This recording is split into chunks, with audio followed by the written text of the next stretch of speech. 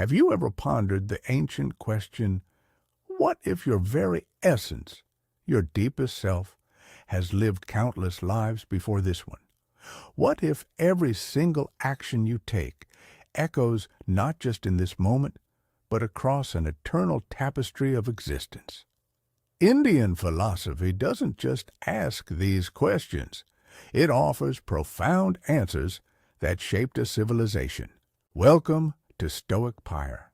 Today, we're diving deep into the foundations of Indian philosophy, a tradition so ancient, so rich, it predates much of what we consider modern thought.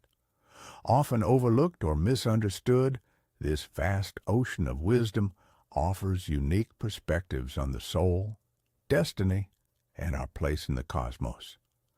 From the earliest speculative thoughts captured in the Vedas, containing some of the globe's oldest philosophical seeds, to the profound insights of later diverse schools, we'll explore the core tenets that define this unique philosophical journey. Prepare to unpack some of humanity's most enduring ideas and discover why these ancient insights remain profoundly relevant in our modern world, inviting us to ponder existence from a whole new lens. This isn't just history. It's a guide to profound self-reflection. At its heart, Indian philosophy is a profound and historically significant tradition, recognized as one of the oldest philosophical lineages globally. It contains the earliest known seeds of speculative thought, predating many Western philosophical developments. For millennia, India wasn't just a land of spirituality. It was a prime source of global knowledge, contributing immensely across various domains, including education, ethics, science, and perhaps most notably, philosophy itself. Its ideas traveled far and wide, influencing cultures and thinkers across Asia and beyond. Yet, despite its depth and antiquity, comprehensive and accessible expositions of Indian philosophical thought are often hard to find for a wider audience. This makes dedicated efforts for its interpretation and dissemination not just valuable, but essential. We're talking about a heritage that has continuously evolved, adapted, and questioned, offering a dynamic intellectual landscape rather than a static dogma. It's a living tradition that continues to inspire and challenge our understanding of reality and existence, prompting profound questions about consciousness, ethics, and the very fabric of the universe. This rich intellectual tapestry serves as a reminder of humanity's enduring quest for meaning, making it a critical area of study for anyone interested in the foundational ideas that have shaped civilizations. So, as we begin to unravel this profound tradition, what are these ancient threads that weave through the fabric of Indian thought, resonating with seekers of wisdom even today? What are the bedrock ideas that hold this vast philosophical landscape together? One of the most pervasive and foundational philosophical principles in Indian traditions is the existence of an eternal, subtle soul, known as Atman. This Atman is seen as distinct from the physical body, the mind, and the ego. It's not something that comes into being with birth and ceases with death. Rather, it is an immutable, unchanging essence, a spark of the divine within each living being. Think of it as the ultimate observer, the true self that transcends all temporary manifestations. This concept forms the bedrock upon which many other profound ideas are built. It suggests that our true identity isn't tied to our fleeting physical form or our changing thoughts and emotions, but to something far more fundamental and everlasting. Understanding Atman isn't just an intellectual exercise. It's often presented as the ultimate goal of spiritual realization, to know and experience this true self directly, free from all illusions and attachments, and to understand its ultimate unity with the Absolute. Flowing directly from the concept of Atman is the widely accepted philosophical tenet of reincarnation, or Punarjanma. This idea posits that the soul, or Atman, is not extinguished upon the death of the physical body, but rather is reborn into new bodies. This cycle of birth, death, and rebirth continues, driven by forces we'll discuss next. The new form, whether human, animal, or even a different state of being, is determined by the cumulative actions and intentions from past lives.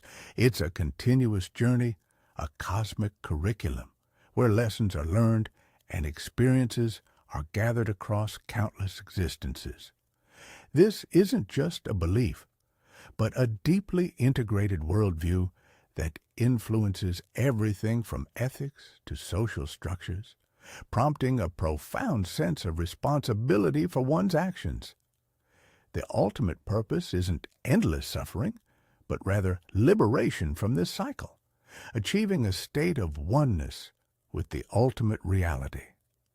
It's a vast concept, implying a universe of interconnected lives and purposes, offering a grand narrative for individual existence within a larger cosmic drama. But what governs this grand cycle of reincarnation, this continuous unfolding of lives? What fundamental cosmic law determines the path of the soul from one life to the next, shaping its experiences and destinies? The answer lies in one of the most central and universally believed philosophical principles in Indian culture, the immutable law of karma. Karma, in its simplest form, dictates that every action, whether good or bad, mental or physical, generates corresponding consequences. It's not a punishment by an external deity, but rather an inherent spiritual law of cause and effect, an energetic footprint left by our deeds. Think of it as a cosmic accounting system, where intentions and actions accrue credits or debits that influence future experiences, not just in this life, but in future incarnations. This isn't just about grand gestures. Even our thoughts and unspoken intentions contribute to our karmic ledger. This principle underpins the moral framework of society, encouraging ethical conduct not out of fear, but from an understanding of this profound interconnectedness. It empowers individuals with agency, suggesting that their future is shaped by their present choices, offering a continuous opportunity for growth and rectification, and even spiritual evolution. The law of karma means that you are the architect of your own destiny across lifetimes, making every conscious choice a moment of profound significance. It is a constant reminder that actions in thought, word, and deed ripple out and return. Beyond individual actions, many Indian schools of thought also consider the broader canvas of existence to be subject to a greater power. The idea that all occurrences in the world ultimately proceed from and are subject to divine will is significant in certain Indian schools of thought, reflecting forms of pantheistic or theistic philosophy. This doesn't necessarily contradict karma, but rather provides a larger context. It suggests an underlying cosmic order, a divine intelligence or presence that orchestrates the unfolding of the universe. For some, this divine will is an impersonal cosmic law. For others, it's a personal god, or Ishvara. This perspective can bring a profound sense of surrender and trust, believing that even amidst apparent chaos, there is an ultimate benevolent or ordered force guiding existence. It's a view that invites us to see not just randomness, but purpose in the grand design of the world, fostering a deep reverence for life and its mysteries, and suggesting a cosmic intelligence at play in the unfolding of all events. This isn't about blind faith, but a philosophical stance on the ultimate nature of reality itself. These are grand cosmic principles indeed, but where do these profound insights and debates originate? For many, the ultimate answer lies in a collection of ancient, revered texts. The Vedas are considered the most sacred and authoritative texts in Hinduism, forming the very bedrock of many Indian philosophical traditions. But even within Indian thought, there's been vigorous debate about their origins and nature. The Mimamsa school, for instance, asserts a radical view that the Vedas are unauthored, or aparuseya. This means they are not created by any human or even a divine being. Instead, their authority is intrinsically eternal and self-validating. They are heard, not made.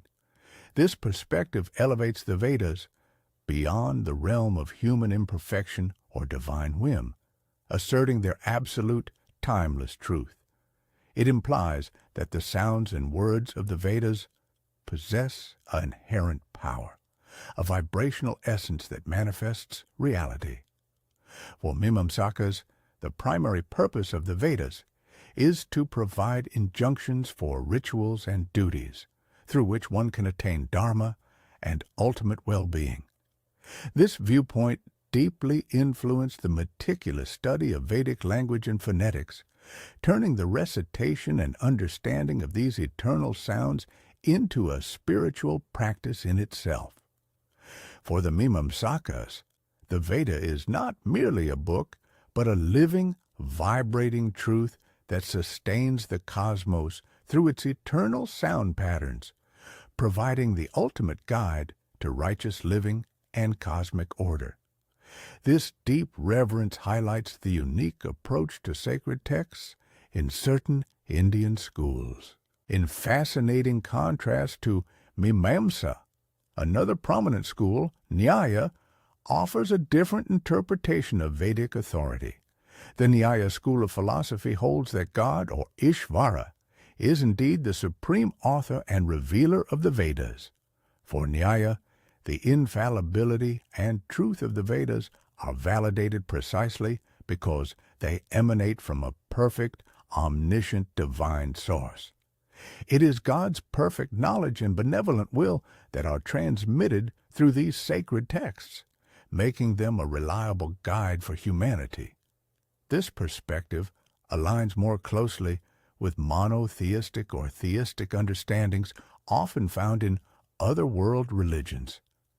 Nyaya philosophers argued that if the Vedas were truly unauthored and eternal in the Mimamsa sense, how could they contain grammatical structures, logical sequences, and references to specific beings or events? Their coherence and instructional nature point to a conscious, intelligent source, a divine mind.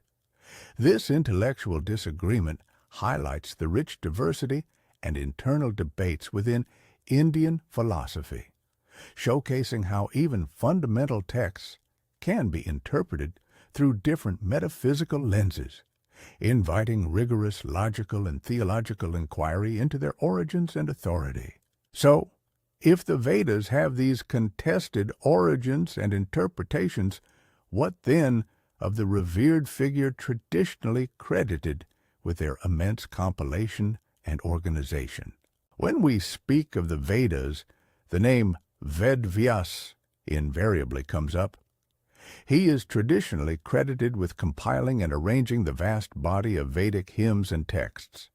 However, in a nuanced understanding prevalent among scholars and many traditionalists, the figure of Ved Vyas should be understood less as a single historical individual and more as a generic title for a lineage or a collective tradition of sages. Think of it as a mantle passed down through generations, or an honorary designation for those who dedicated their lives to preserving, organizing, and transmitting this sacred knowledge. Each Vyas, in this sense, represents a period or an individual who played a crucial role in preventing the loss of these invaluable oral traditions, ensuring their continuity and accessibility across generations. This perspective makes the transmission of the Vedas a collective human endeavor, guided by profound wisdom and spiritual insight, rather than the singular achievement of one person. It underscores the community effort involved in safeguarding and propagating knowledge over millennia, a testament to enduring intellectual and spiritual commitment that transcends individual fame, emphasizing the timeless nature of the wisdom itself over its transient conduits. From the eternal dance of Atman and reincarnation to the immutable law of karma and the profound debate surrounding the origins of the Vedas, Indian philosophy offers a rich, complex, and deeply insightful worldview. It's a tradition that recognizes all humans as inherently philosophical beings, naturally driven to seek knowledge and holding unconscious philosophical beliefs about the world. Understanding these ancient ideas isn't just an academic exercise, it's an invitation to reflect on your own core beliefs about existence, purpose, and the nature of reality. What resonates most with you? How do these ideas challenge or confirm your own intuitive understanding? Share your thoughts in the comments below, and if you found this exploration illuminating, please like this video, subscribe to Stoic Pyre, and join our community as we continue to unearth wisdom from across the ages. Your journey into deeper understanding has just begun.